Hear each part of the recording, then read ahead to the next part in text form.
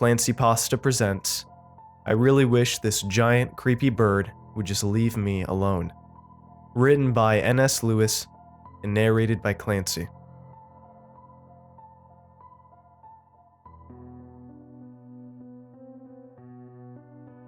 The police aren't taking me seriously, but this thing ate my cat. I don't know how the hell it got in. I came down the stairs early one morning, and there it was in my living room. This monstrosity that stood taller than my 12-year-old son. A horrible sack dangling from its neck, protruding out of an enormous winged body on top of spindly legs. Mitten's fluffy black tail was disappearing down into its massive beak. I turned around and headed right back up the stairs, grabbed my son, and locked us all in my bedroom. You would too if you saw this thing in your living room. I called 911 and, after just barely convincing the operator that it wasn't a prank, they sent somebody out. The cop got to my house and had a look around. The giant bird wasn't there. Mitten's mangled body, or what was left of it, was found in the backyard. The cop said, sure, it looked like something had gotten him, but certainly not a 5-foot-tall bird that had somehow gotten in my house with no signs of forced entry, eaten my cat, and then partially regurgitated him in my backyard. My wife, too, thinks I'm going crazy. I am, but that's beside the point. This thing is driving me crazy. It was easy to identify the bird once I later got another look at it in better light. All I had to do was type creepy bird into Google and there it was. The marabou stork. Go ahead and look it up. It's called the Undertaker bird, for God's sake. Now imagine how freaked out you'd be if that thing was following you around for a week. I know it doesn't make sense. I'm in Maine, and this beast is supposed to live all the way over in Africa. I don't know how it got here, but it's here. I don't care if anybody else has seen it. It's here. The second time I saw it was at the beer aisle in the supermarket. I turned the corner and there it was, staring like it was waiting for me. I stood in terrified shock and kept waiting for somebody else to come along and do something, but nobody came. We had the aisle to ourselves. It spread out its massive wings so that they reached both sides of the aisle. Then it let out a truly awful croak. I started backing up, but it closed its wings, turned, and walked away around the corner. I figured I'd hear somebody start screaming when they ran into the bird, but I didn't hear anything except the usual cacophony of supermarket sounds. Carts rolling around, people throwing things into them, talking to each other as registers beeped, and the door slid open and closed. I walked over to where it had been standing, right in front of my favorite beer. I looked down, hoping to see a feather or some other tangible evidence of its existence, but there was nothing. Somebody turned the corner that the bird had disappeared around. I searched his face for some sign that he had seen a giant, terrifying bird loose in the supermarket. I figured it wouldn't be hard to tell. He looked bored and maybe a little irritated, so I guessed he hadn't seen anything. If it was real, I don't know how anybody could have missed it. I kept my mouth shut. I considered just abandoning my groceries and getting out of there, but at that point, I was starting to doubt my sanity. I figured it best to just pretend outwardly that nothing had happened. I put the beer in my cart and pushed it over to the checkout line, turning my head around every half second to make sure there wasn't a bird monster right there behind me. The third time I saw the bird convinced me that it was real. I was taking my morning jog. It's always pretty quiet on my little backwoods road, and especially at that time in the early morning. It wasn't unusual to pass a car or two, but that was about it. On this morning, I heard a car coming up behind me, so I moved over to the shoulder and turned my head so I could give a wave. I saw the bird standing there on the opposite side of the road, its wings spread wide. I froze, and it started running across the road right at me in front of the approaching car. I saw the flash of brake lights and heard the squeal of tires.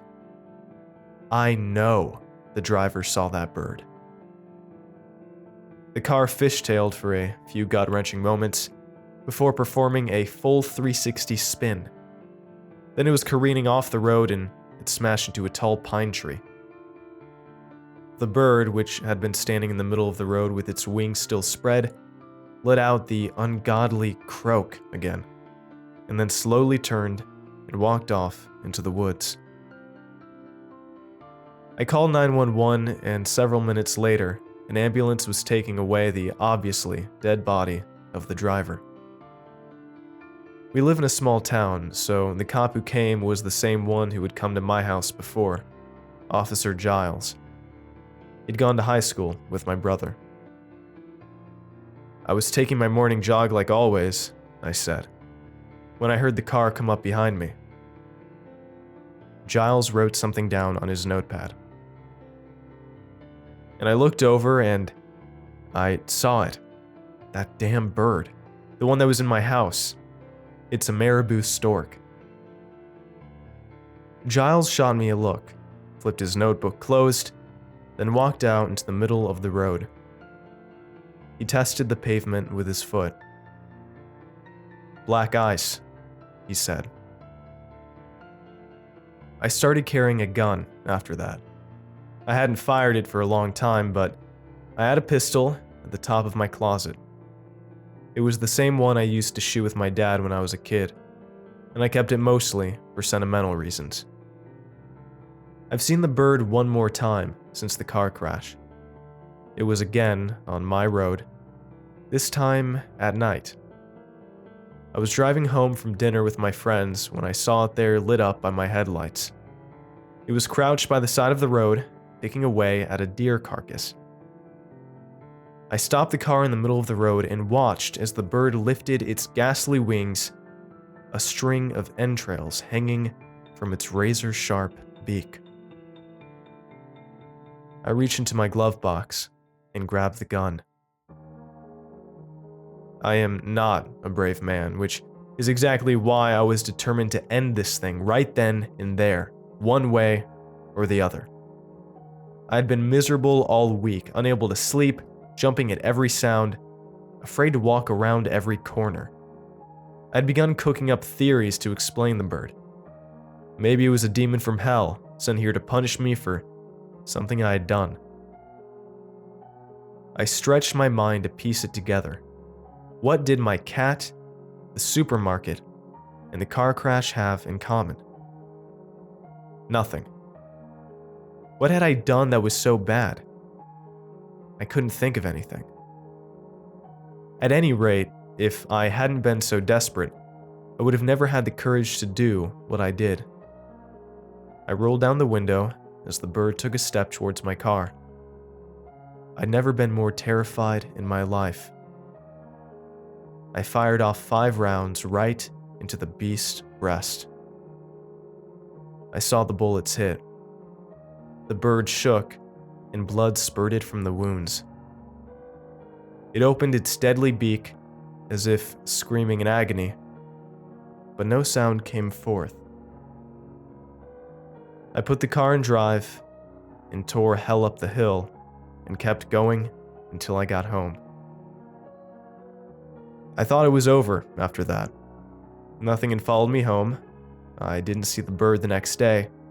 But now I know it's not over.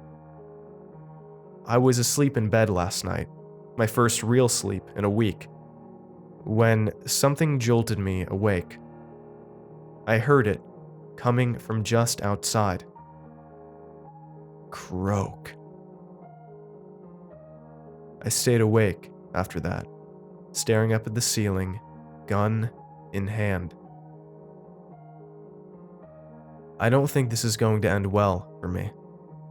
Nobody will help me. My wife has suggested a temporary stay in the psychiatric ward.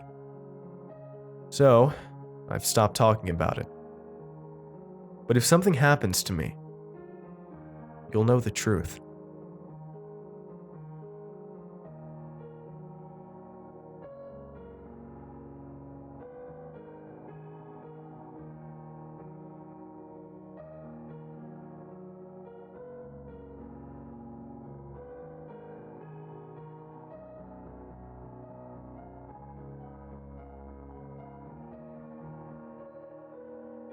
Thanks for watching, and I hope you enjoyed today's video.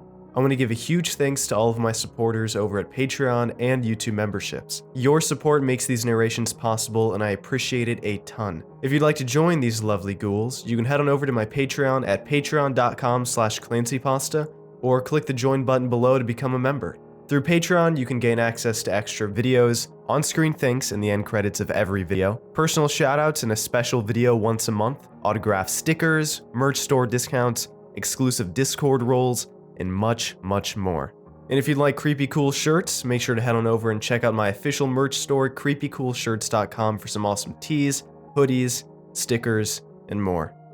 Alright, thank you all for watching, and I hope you have a great night. Cheers.